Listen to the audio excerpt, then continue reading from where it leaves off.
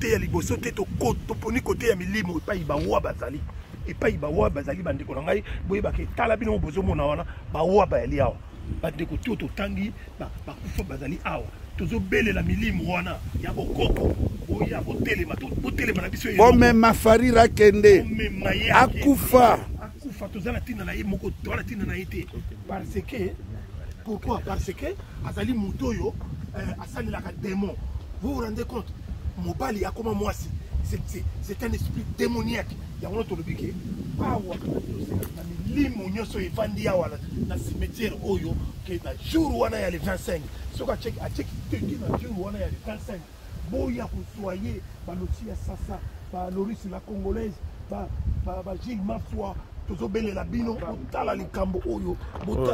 oyo vraiment le 25 novembre to silana to tumba ya kotumba to zikisa ya kozikisa bandeko na ngai na lali voilà na lali na se Farira na cimetière mona mobalo naza na cimetière milimo bakoko na ngai bozo kangai papa Kimbangu zo kangai Arma Tungulu za ko kangai bozwa Farira kende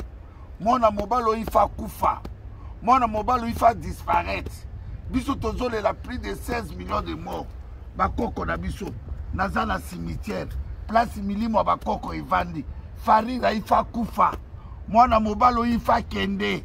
a disparaître naza kobelela papa Kimbangu milimo tu ya ba congolais oye lali awa na ba cimetière na ye kosaka po balobi les morts sont morts mais ba mort bayokaka bandeko na biso batanga makate ba okufa na poto lelo bakufi po mboka na biso koma na maboka bapaya Farira ifa kufa Farira ifa kende na lali na cimetière mona mobalo démon na ye Farira le 25 novembre ifa yoka Farira ifa kende Farira ifa kufa Farira okomona milimo bakoko na ngai Farira oko disparaître okomona makambo bamona te nazawa na Paris na défense nazawa na Paris mbule yokinga ebeti mbule beti mbala moko mbule beti likpakoko langa bayoki ngai naza na Paris na Rena na cimetière bakoko langa ba Farira okokufa le 25 novembre Apocalypse le 25 novembre France ekotumbama le 25 novembre ekotika la histoire na humanité ba jeune oboza na Paris na lobaki na koya bakoko langa ba répondre ngai Zambé a répondre ngai baoki kolela la biso le 25 novembre Farira oko disparaître na zolo bana yo oko yoke pede moko na mokila gagna peuple la voix du peuple c'est la voix de Dieu yango na bandeko na ngai na yaki kolela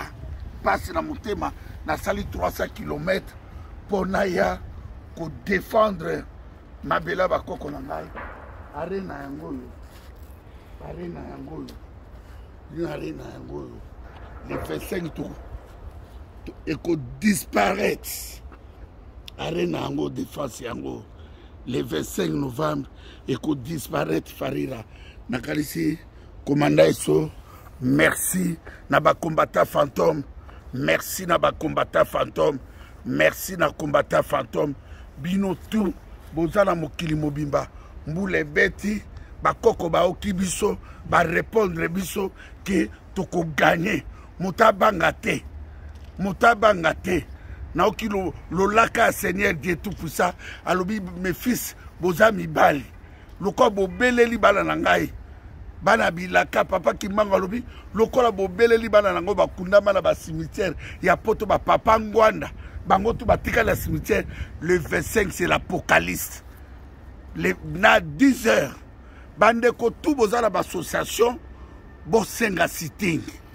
bokoma sitting wana bandeko tout bozala ba association awa na France bokomela police ya Nater ba mail continue ba mail